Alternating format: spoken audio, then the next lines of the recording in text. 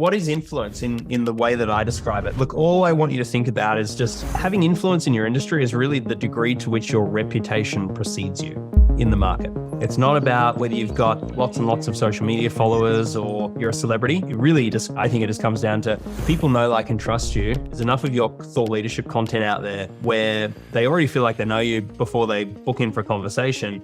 And they're very clear as to the problems you solve, the who, and the promise of what you're promising to the market. I think one of the big challenges that a lot of small businesses, maybe you guys experience this, or it's like, what you're presenting from website to collateral to, stuff that I could find online. It's like, it all makes you look the part, like, you technically tick all the boxes, but it's a bit generic. It's nothing that really kind of separates you as a mortgage life insurance agent from all the other mortgage life insurance agents out there. So part of this is like a differentiation problem. And so, if you imagine kind of like what am I known for as an individual as well as a company, it's like we're known for entrepreneurs, helping entrepreneurs become a key person of influence. So there's kind of a clear promise that's been given an identity. And that identity has meaning wrapped around it and like certain payoffs and benefits. And, you could kind of write a list of what does it mean to be a KPI? But it's got an identity. So over time and distance, as we go out and there, we talk about it, and we market it, and we create content assets around it, all of a sudden that identity starts to kind of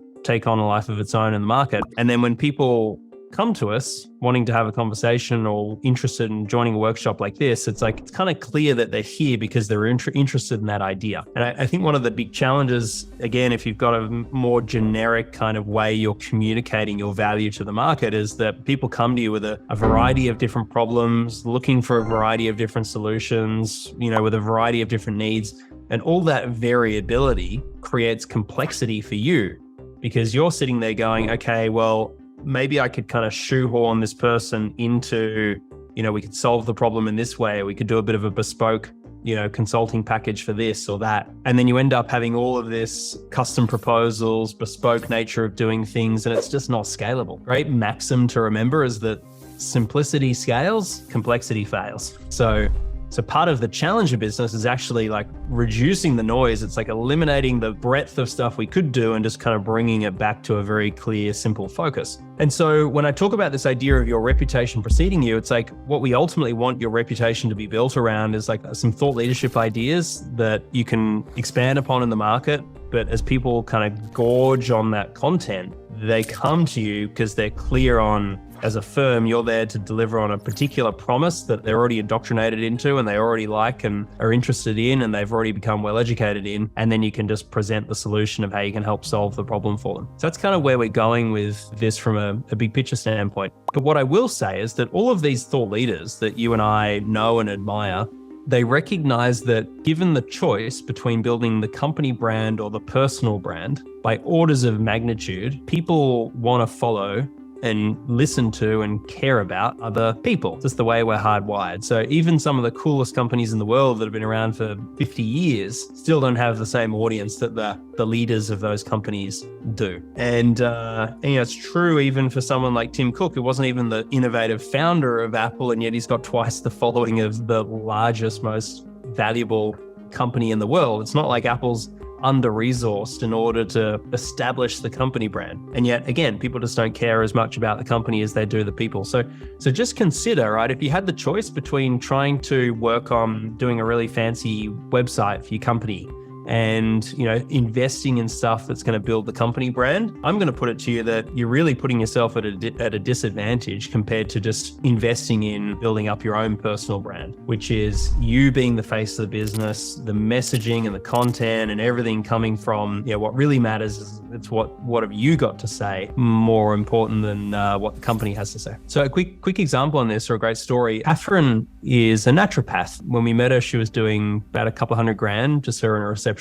Pretty kind of tired, a bit jaded, a bit burnt out, wasn't making a lot of money, very kind of constrained to her local geography. And part of this journey we go on with everybody is sort of initially asking ourselves the question of, I'm asking you guys this too, let's say in the next 18 months, I want you to imagine that you go on this journey of your own to become a more visible leader within your industry, what we call a key person of influence.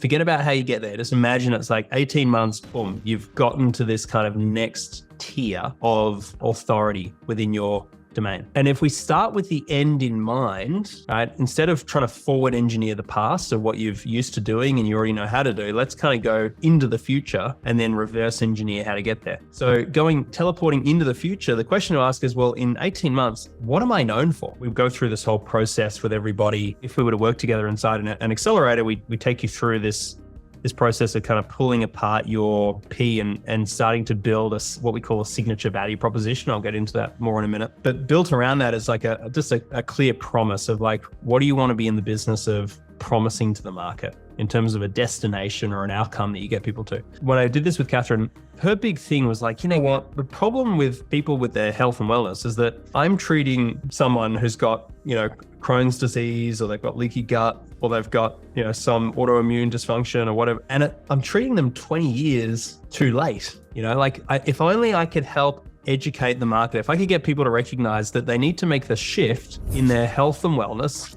behaviors and routines and everything else 20 years earlier, we wouldn't have this health epidemic and crisis. And, she's going on about this and the penny's not really dropping. And then all of a sudden she kind of settles and realizes that it's like, actually, you know what? That's really actually what I'm in the business of. I'm in the business of helping people make the shift. So we helped her launch something called the Shift Podcast. And she would interview her patients about their health journey. And these were pretty like emotive conversations. It's like you're listening in going, I wonder if I'm going to be next. It's like, is that me? Like, the person who's just been kind of blindsided by XYZ thing, thought they were all okay, and then boom, they present with symptoms.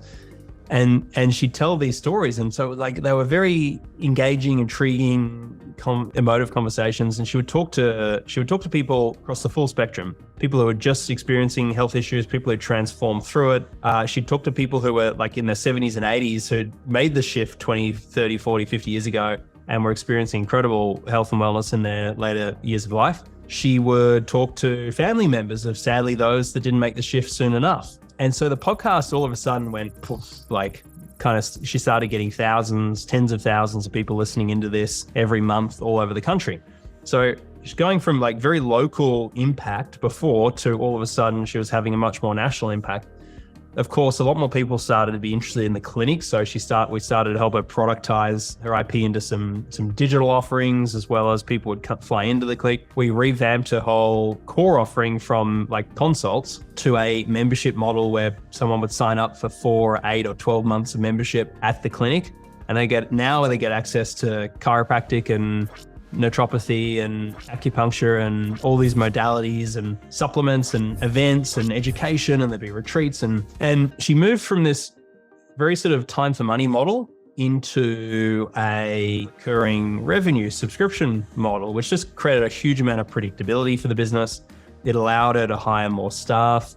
So now she's doing over $1 million. She's got a team of about 8 people, great little lifestyle business, producing a nice 6-figure profit for her in the business on top of the 6-figure salaries she takes from it. And she then we helped her publish the book, Get Well, Stay Well. So there was all these kind of digital assets that got created that just created this beautiful ecosystem around making the shift. She rebranded her whole clinic from the old name to the Shift Clinic and really kind of leaned into that whole philosophy. So that was a big part of what A, she wanted to be known for, B, what really differentiated her from her competitors